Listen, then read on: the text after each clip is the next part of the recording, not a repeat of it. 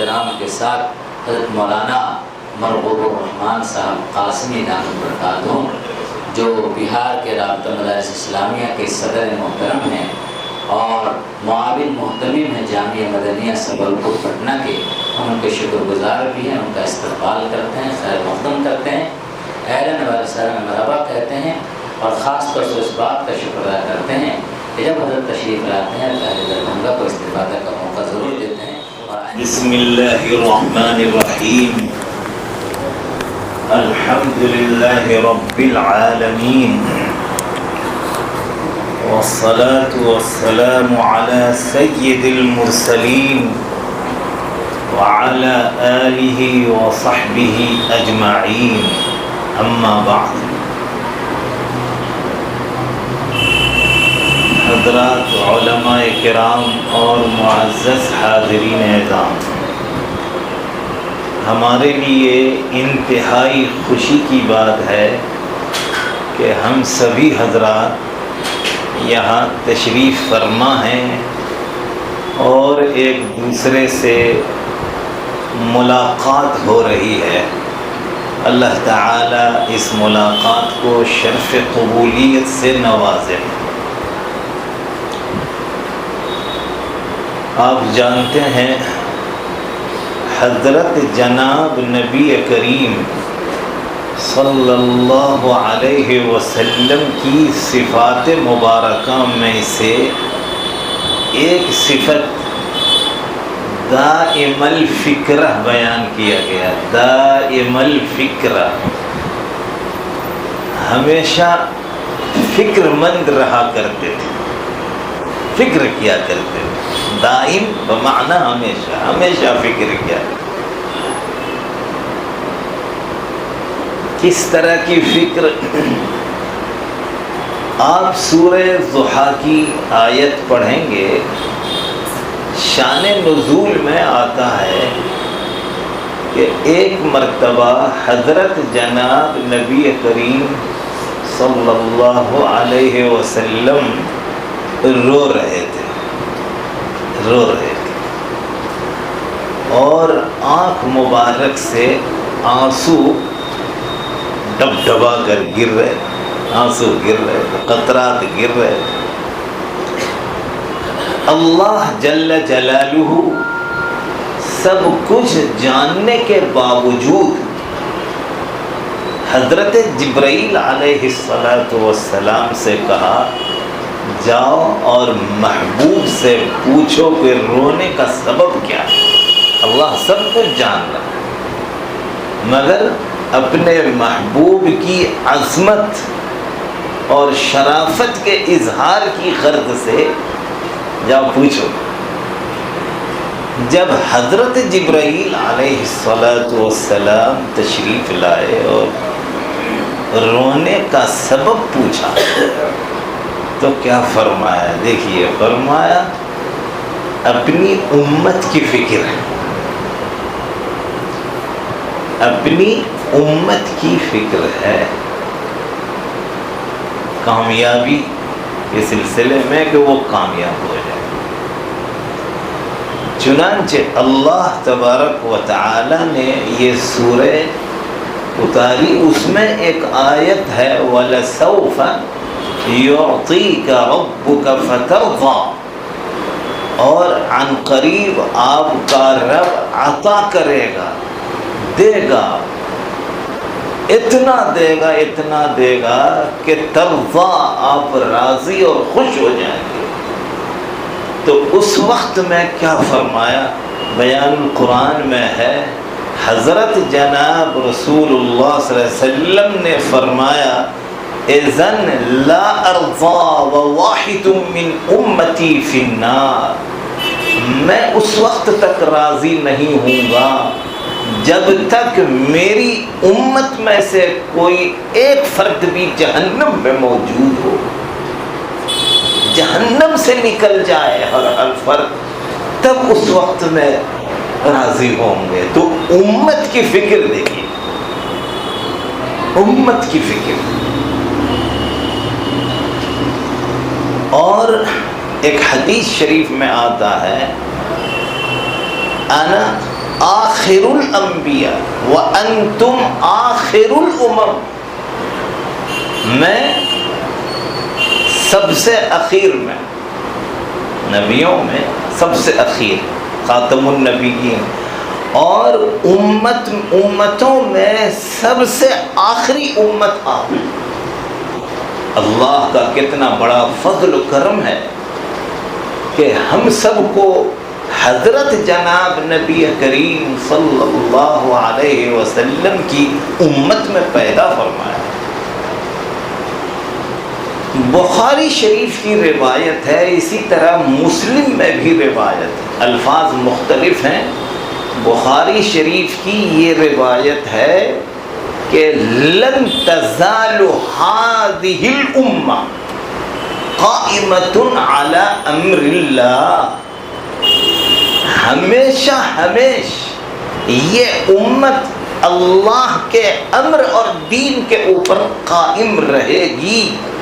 تو امت محمدیہ تو حق پر قائم رہے گی۔ اللہ نے ہم سب کو امت محمدیہ میں پیدا کیا ہے، تو اب اپنی فکر کرنی کہ ہم کس حد تک اس دین کے اوپر مضبوطی سے قائم۔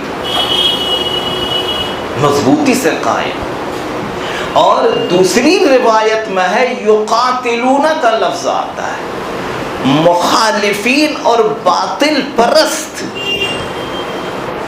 حق جماعت کے ساتھ مقابلہ کرتی رہے گی، اور جماعت حقہ بھی ان کے مقابلے میں آتی رہے گی،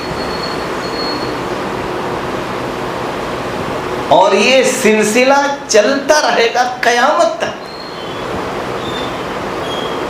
یہاں تک کہ اللہ کا حکم آ جائے۔ یہ سلسلہ چلتا رہے گا قیامت تک۔ دوسری روایت سے پتہ چلتا ہے کہ حضرت امام مہدی رضی اللہ تعالی عنہ اس امت کے اخیر میں تشریف لائیں گے۔ اگر بالفرض نہیں آئے ہیں تو اللہ تعالی لطول اللہ ذلک اليوم، دن کو اتنا لمبا کر دے گا کہ میری اہل میں سے وہ شخص آئے گا اور یملک العرب، عرب کا مالک ہوگا، اور قسطا وعدلا، انصاف ہوگا اس وقت، قسطا وعدلا۔ تو گویا وہ آئیں گے اور سب سے جو خاتم الدجالین ہے، دجال، ان سے مقابلہ ہو، اور زبردست مقابلہ، ایسا ویسا نہیں۔ تفصیلات پڑھیں گے آپ، ابھی مفتی صاحب نے بتا فرمایا دجال جب آئے گا تو 70,000 یہودی ان کی جماعت میں شامل ہوں گے اور مسلمانوں کے اوپر یلغار، اور اس جماعت میں شامل ہونے والیوں میں یہودیاں عورتیں وغیرہ بھی ہوں گی، اور کثرت ہوگی عورت، اور مقابلہ ہوتا رہے۔ ابھی وہ روایت آئی حتیٰ کہ وہ فجر کی نماز کے لیے صف بندی ہو چکی ہوگی، اور دجال دروازے کے باہر ہوگا کہ مسلمانوں کی جماعت سے مقابلہ۔ اتنے میں حضرت عیسیٰ علیہ السلام کا نزول ہوگا، پھر مقابلہ ہوگا۔ تو بہرحال یہ تفصیلات ہیں۔ ہم سب کو اللہ کا شکر ادا کرنا چاہیے کہ اس امت محمدیہ میں ہم سب کو پیدا کیا ہے۔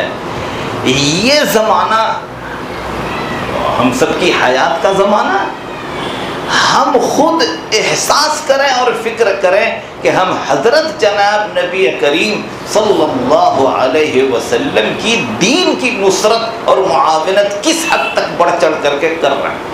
وَنَصَرُوهُ کو لفظ آتا، مفسرین نے لکھا ہے نصرت کا مطلب یہ ہے کہ جب حضرت جناب رسول اللہ صلی اللہ علیہ وسلم بنفس نفیس دنیا میں موجود تھے تو خود آپ کی ذات مبارکہ کی حفاظت، اور جب جو حکم ہو اس کو ماننے کے لیے تیار، اور جب آپ پردہ فرما گئے ہیں تو آپ کی جو لائی ہوئی تعلیمات ہے قرآن احادیث مبارکہ، اس کی تعلیم اور اشاعت، اور چونکہ یہ عالمی امت ہے اس لیے پورے عالم کے سلسلے میں غور و فکر کریں، پورے عالم کے سلسلے میں۔ تو بہرحال وقت بھی زیادہ ہو گیا ہے تو ہمیں فکر کرنی ہے انشاءاللہ، اور اسی فکر کا نتیجہ ہے کہ آج الحمدللہ ایک اجتماع ہے یہاں۔ ہم اوڑھنا بچھونا اگر بنا لیں تحفظ ختم نبوت کے سلسلے میں، یہ تو ایک آج شکیلی نکلا ہے نا، کل اور کوئی دوسرا شکیلی نکل جائے، پرسوں کوئی اور نکل جائے، تو یہ تو ایک سلسلہ مقابلہ کا چلتا رہے گا نا۔ مگر ہمارے زمانے میں یہ فتنہ اٹھا ہے، اب ہم کو سوچنا ہے کہ کس قدر آگے بڑھ کر کے مقابلہ کرنا ہے کہ وہ فتنہ یا تو نیست نابود ہی ہو جائے یا وہ مغلوب ہو جائے۔ اور اگر اس کی فکر نہیں کریں گے تو ظاہر سی بات ہے، پانی جب زمین پر گرتا ہے تو وہ تو چھاتا رہتا ہے، چھائے گا۔ تو بہرحال بات دور چلی گئی، کہنے کا اصل منشا یہ ہے کہ یہ سب کتابیں جو ہیں وہ مطالعہ کریں ہم سبھی حضرات۔ حضرت جناب نبی کریم صلی اللہ علیہ وسلم کے سامنے آنے والے واقعات اور حالات اللہ کی طرف سے بتا دیے گئے تھے، یہی تو وجہ ہے پیشین گوئیوں میں سب سے زیادہ وضاحت اور تفصیل کے ساتھ جو ہے حضرت امام مہدی، ان کا پیشانی کیسا ہوگا، اجل الجبہ اقن الانف، گشادہ ہوگی پیشانی، ناک لمبے ہوں گے، بیچ میں اٹھے ہوئے ہوں گے، اس طرح کی وہ۔